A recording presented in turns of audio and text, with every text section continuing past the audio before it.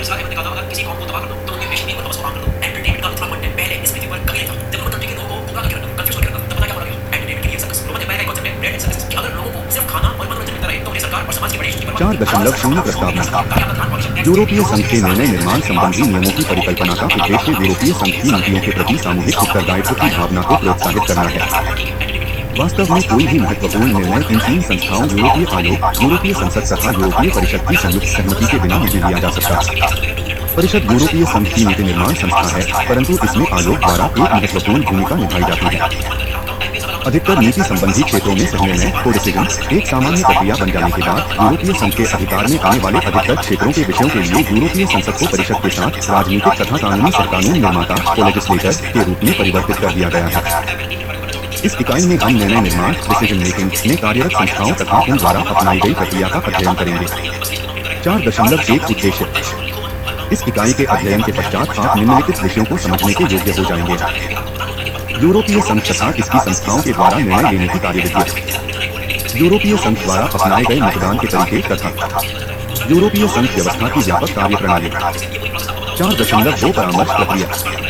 यूरोपीय संघ में निर्णय निर्माण की 3 प्रमुख संस्थाएं हैं, यूरोपीय संसद, परिषद तथा यूरोपीय आयोग। ये तीनों संस्थाएं मिलकर उन कानूनों तथा नीतियों, निर्देश, नियमन तथा निर्णय डायरेक्टिव्स, रेगुलेशंस एंड डिसीजंस का निर्माण करते हैं जो संपूर्ण यूरोपीय संघ पर लागू होते हैं। यूरोपीय संघ की विभिन्न संधियों, विशेषतः रोम की संधि तथा गैस्ट्रिक संधि में निर्णय निर्माण कार्यविधियों का वर्णन किया गया है तथा उन परिस्थितियों का भी विस्तार से वर्णन किया गया है जिनमें ये लागू होगी। सैद्धांतिक रूप से यूरोपीय आयोग कानूनों के लिए प्रस्ताव प्रस्तुत करता है तथा संसद एवं परिषद उन पर अपनी स्वीकृति प्रदान करते हैं। यूरोपीय न्यायालय यूरोपियन कोर्ट ऑफ जस्टिस (ईसीजे) यूरोपीय कानून की रक्षा करता है तथा यूरोपीय court of auditors European court of auditors (ECA) यूरोपीय संघ की वित्तीय गतिविधियों का लेखा जोखा रखता है। इसके अतिरिक्त अन्य 5 संस्थाएं जो इस निर्णय निर्माण व्यवस्था को पूर्ण करती हैं, वे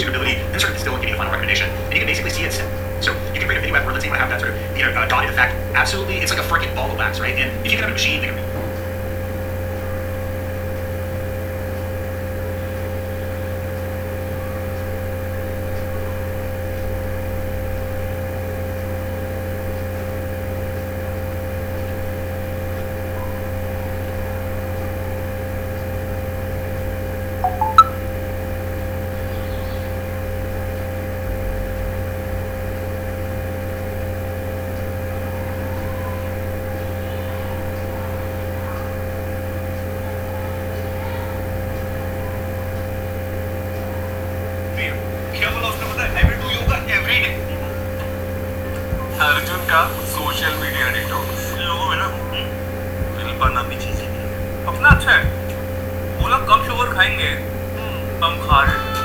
Cut down on sugar, not taste. Presenting Nick No Added Sugar range. Oh, famous Bruce Wayne. Rachel ने मुझे आपके बारे में बताया है। कहीं सब कुछ तो नहीं बता दिया। Anyway, I in tables में जोड़ दूँ। मुझे नहीं लगता यहाँ ऐसा करते थे। हाँ, जरूर देखेंगे। Let's talk here.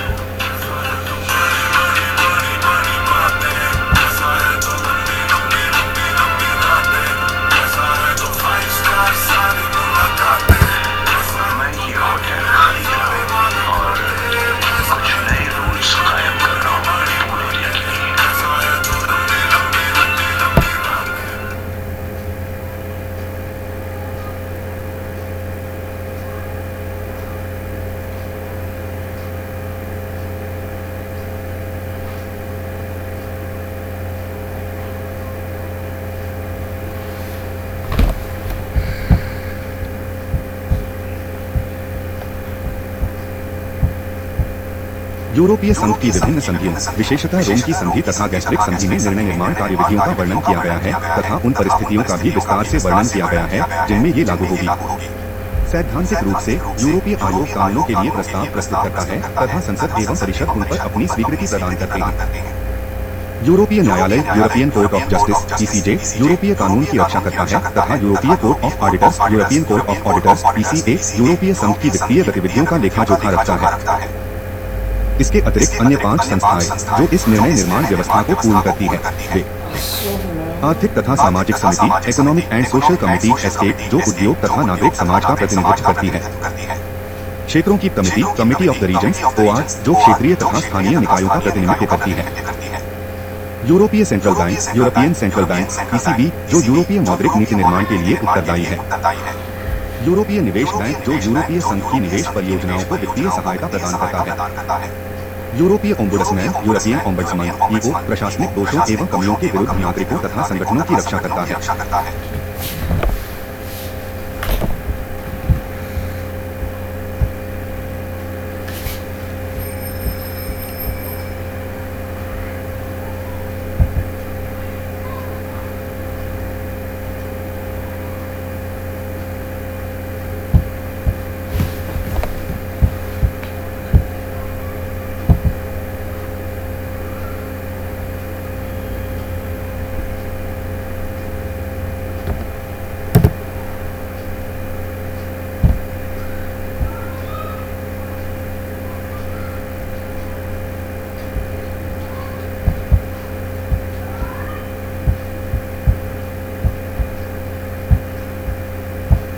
उपरोक्त वर्णित इन पांचों संस्थाओं के द्वारा समय तथा परिस्थितियों के अनुकूल महत्वपूर्ण भूमिका निभाई जाती है। यूरोपीय संघ के गौण नियम 5 प्रकार के हैं। 1 नियम रेगुलेशंस, इन्हें राष्ट्रीय विधानमंडलों द्वारा पारित परंपरागत विधि निर्माण के समान माना जा सकता है।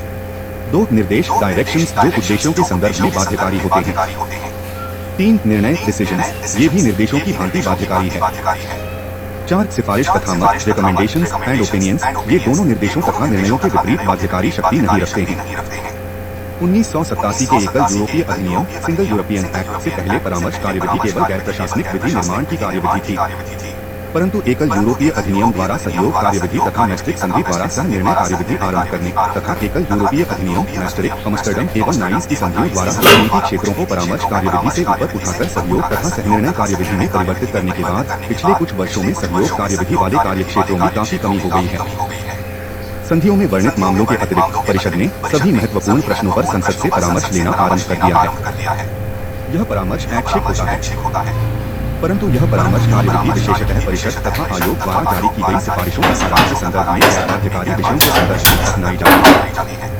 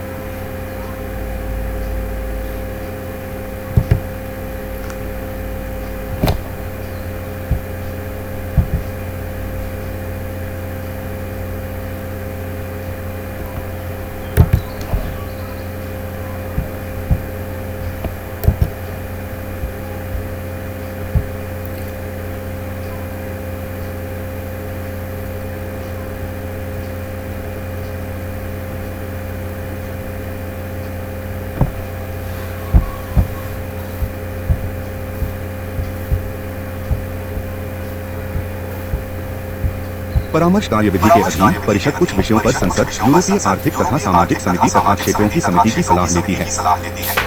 संसद आयोग के प्रस्तावों को स्वीकृति दे सकती है, उन्हें रह कर सकती है अथवा उनमें संयोजन की मांग कर सकती है। यदि संसद संशोधनों की मांग करती है तो आयोग संसद द्वारा सुझाए गए परिवर्तनों का सावधानीपूर्वक अध्ययन करता है। यदि आयोग इन परिवर्तनों को स्वीकार कर लेता है तो वह संशोधित प्रस्ताव परिषद को भेजता है। परिषद संसद के फैसले से बाध्य नहीं है, यह केवल उसकी सलाह ले सकती है। परिषद इस संबोधित प्रस्ताव का परीक्षण करती है और यदि चाहे तो स्वीकार कर सकती है या इसमें और कोई अन्य संशोधन कर सकती है। इस कार्यविधि में यदि परिषद आयोग के किन्हीं प्रस्तावों में संशोधन करती है तो यह निर्णय सर्वसम्मति से पारित होना चाहिए। European commission, how the European union कर्स your guide to the EU institutions 2005 पृष्ठ 7 से 8। यदि परिषद प्रारंभिक प्रस्तावों से बहुत अधिक दूर चली जाती है तो इसे संसद से पुनः परामर्श लेना अनिवार्य है, परंतु इस संदर्भ में संसद की शक्ति काफी सीमित है। यह केवल इतनी आशा कर सकती है कि परिषद संबोधित प्रस्तावों में उसके द्वारा सुझाए गए संशोधनों का भी ध्यान रखेगी। 4.3 स्वीकृति प्रक्रिया। स्वीकृति कार्यविधि असेंट प्रोसीजर यूरोपीय समुदाय निर्माण संधि का अनुच्छेद 192 1988 में एकल यूरोपीय अधिनियम के अंतर्गत आरंभ की गई। इसके अंतर्गत किसी भी प्रकार के महत्वपूर्ण निर्णय करने से पहले परिषद के लिए संसद की स्वीकृति लेना अनिवार्य है। यह स्वीकृति सिद्धांत एकल पठन रीडिंग पर आधारित है। संसद प्रस्ताव को स्वीकृत अथवा रद्द कर सकती है, उसमें संबोधन नहीं कर सकती। यदि संसद अपनी स्वीकृति नहीं देती तो उस प्रस्ताव को कानून के रूप में स्वीकार नहीं किया जा सकता।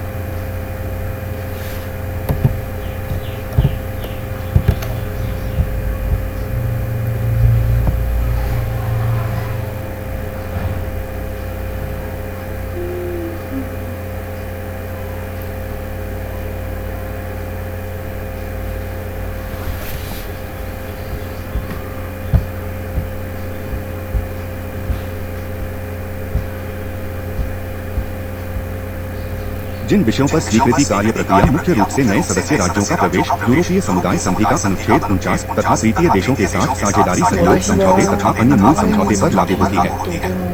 जिन अन्य विषयों पर यह कार्यविधि लागू होती है वे नागरिकता, यूरोपीय सेंट्रल बैंक के कुछ विशिष्ट कार्य, यूरोपीय सेंट्रल बैंक की कार्य प्रणाली तथा उसकी संरचना तथा विशिष्ट कोष, केंद्रीय बैंकों की यूरोपियन व्यवस्था, European system of central banks (ECB), ढांचागत तथा सशक्ति कोष, स्ट्रक्चरल एंड कोहेजन फंड तथा यूरोपियन संसद के लिए चुनावों की एकरूप कार्यविधि से संबंधित अधिनियमों में संशोधन, यूरोपीय समुदाय संधि का अनुच्छेद 50 आदि है।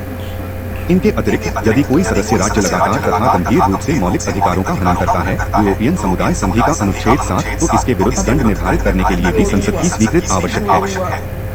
संसद की यह स्वीकृति पड़ने वाले मतों के बहुमत के आधार पर दी जाती है, परंतु 2 मामलों में सदस्य राज्य का प्रवेश तथा चुनाव प्रक्रिया में स्वीकृति के लिए सभी सदस्यों का बहुमत अनिवार्य है। 4.4 सहयोग कार्यविधि। सहयोग कार्यविधि कोऑपरेशन प्रोसीजर यूरोपियन समुदाय संधि का अनुच्छेद 262 का प्रारंभ भी एकल यूरोपीय अधिनियम के माध्यम से आरंभ की गई। इसने यूरोपीय संसद को विधि निर्माण प्रक्रिया में 2 पठन की सुविधा देकर इसके प्रभाव में बेहतर वृद्धि कर दी। प्रारंभ में इस कार्यविधि के क्षेत्र को मैस्ट्रिक्ट की संधि ने काफी बढ़ा दिया था, परंतु अम्स्टर्डम की संधि ने सहनिर्णय कार्यविधि को प्रोत्साहित करके सहयोग कार्यविधि के प्रभाव को कम कर दिया। अनुच्छेद 251। उसके बाद अब सहयोग कार्यविधि केवल आर्थिक तथा मौद्रिक संघ के क्षेत्र पर ही लागू होती है। सहयोग कार्यविधि हमेशा आयोग के एक प्रस्ताव द्वारा आरंभ की जाती है, जिसे परिषद तथा संसद को भेजा जाता है। अपने पहले पठन में संसद आयोग के प्रस्ताव पर अपना मत स्पष्ट करती है। इसके बाद परिषद सीमित बहुमत के आधार पर एक साझी स्थिति का खाका तैयार करती है, जिसे संसद को भेज दिया जाता है। इसके साथ वे सभी प्रापत्र तथा अन्य आवश्यक सूचनाएं भी संलग्न कर दी जाती हैं, जिन्होंने आयोग को उस साझी स्थिति अपनाने में सहायता की है।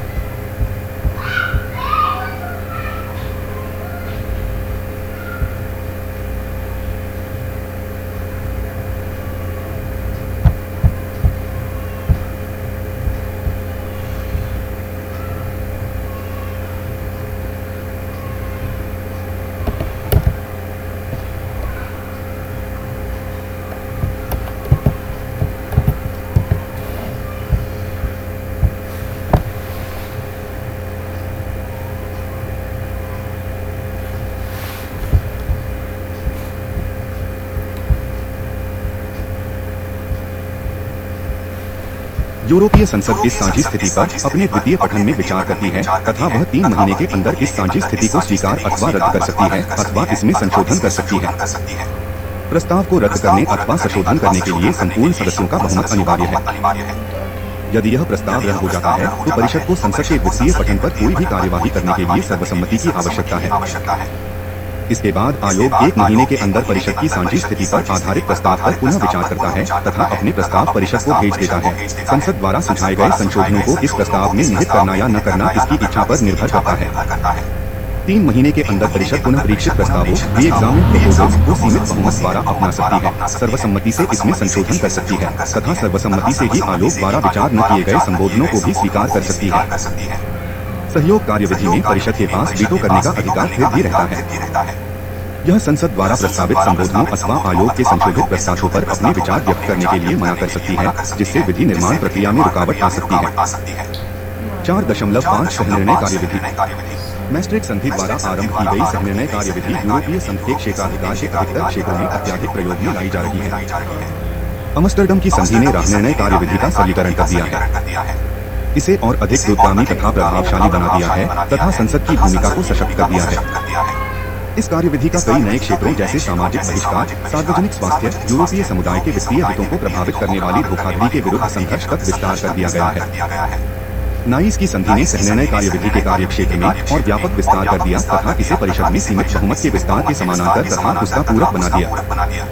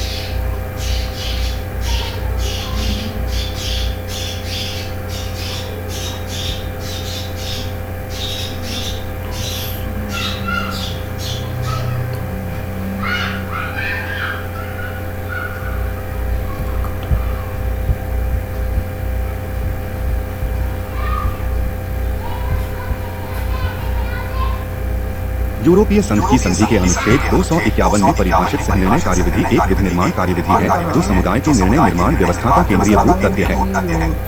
यह समता के नियम पर आधारित है और इसका अर्थ है कि न तो संसद और न ही परिषद किसी कानून को एक दूसरे की सहमति के बिना अंगीकार कर सकते हैं। राजनिर्णय प्रणाली में परिषद विधि निर्माण की कानूनी उत्तरदायित्व संयुक्त रूप से संसद के साथ साझा करती है। इस प्रक्रिया में 1, 2 या 3 पठन शामिल होते हैं। इससे संसद तथा परिषद के बीच सहकानून निर्माताओं तथा यूरोपीय आयोग के साथ अधिकाधिक संपर्क के अवसर मिलते हैं।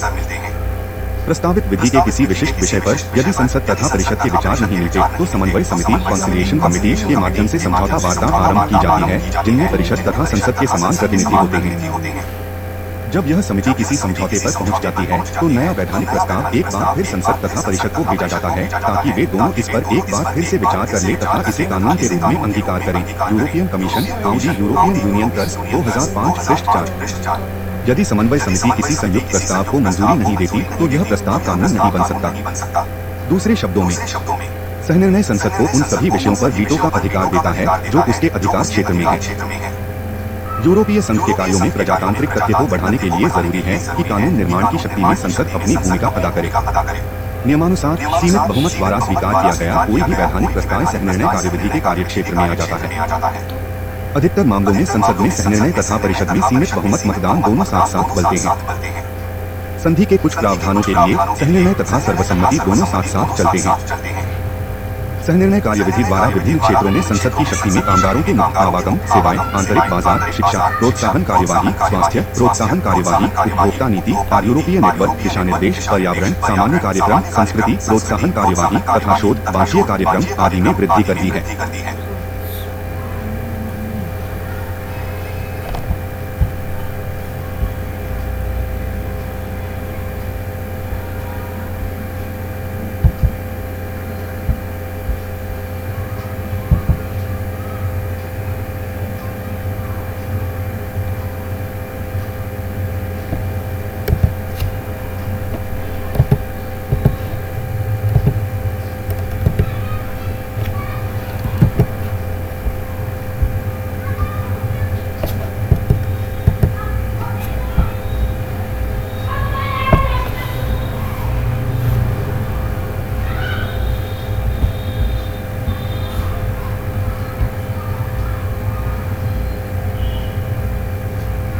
4.6 यूरोपीय मंत्रिपरिषद में सीमित बहुमत मतदान। मंत्रिपरिषद में मतदान की सबसे आम प्रणाली को सीमित बहुमत मतदान क्वालिफाइड मेजॉरिटी वोटिंग QMV का नाम दिया जाता है। इसका अर्थ है कि किसी भी प्रस्ताव को अंगीकार करने के लिए एक निश्चित न्यूनतम मतों का समर्थन आवश्यक है। तथापि कुछ संवेदनशील विषयों जैसे कर प्रणाली, शरणागति, अप्रवासी नीति पर परिषद में सर्वसहमति होना आवश्यक है। 6.1 दोहरा बहुमत। हाल ही में हुए यूरोपीय संघ के विस्तार के संदर्भ में मंत्रिपरिषद के स्तर पर निर्णय निर्माण में छोटे तथा बड़े राज्यों के बीच वर्तमान संतुलन बनाए रखने के लिए कई सुझाव प्रस्तुत किए गए हैं। विस्तार के बाद परिषद में मतों के भारण की वर्तमान व्यवस्था केवल सीमित बहुमत प्रदान कर सकती है, जो संपूर्ण यूरोपीय संघ की जनसंख्या के अल्पमत का प्रतिनिधित्व करती है। इस कारण से अधिकतम जनसंख्या वाले सदस्य राज्यों की इच्छा थी कि मतों का पुनः भारण किया जाए या दोहरी बहुमत प्रणाली लागू की जाए, जो यह आश्वस्त करें कि परिषद का बहुमत सदस्य राज्यों का बहुमत तथा यूरोपीय संघ की कुल जनसंख्या का बहुमत दोनों का प्रतिनिधित्व करें। 2001 की नाइस संधि द्वारा, जिसने यूरोपीय संघ के विस्तार के संदर्भ में संस्थाओं के परिचालन में कई सुधार किए, सीमित बहुमत को दोहरे तथा यहाँ तक कि 3 गुना बहुमत के रूप में पुनः परिभाषित किया गया, जहां मतों का पुनः भरण रीवेटिंग अधिक जनसंख्या वाले सदस्य राज्यों के पक्ष में जाता है, वहां सीमित बहुमत का अर्थ सदस्य राज्यों का बहुमत भी है। इसे एक और व्यवस्था के साथ जोड़ा गया, जिसे डेमोग्राफिक सेफ्टी नेट का नाम दिया गया, जिसका अर्थ है कि कोई भी सदस्य राज्य इस बात की जांच की मांग कर सकता है कि क्या सीमित बहुमत संपूर्ण यूरोपीय संघ की जनसंख्या के 62% का प्रतिनिधित्व करता है कि नहीं। यदि यह शर्त पूरी नहीं होती तो कोई भी निर्णय नहीं लिया जा सकता। यह नियम 1 नवंबर 2004 से लागू हुआ। 6.2 सर्वसम्मति।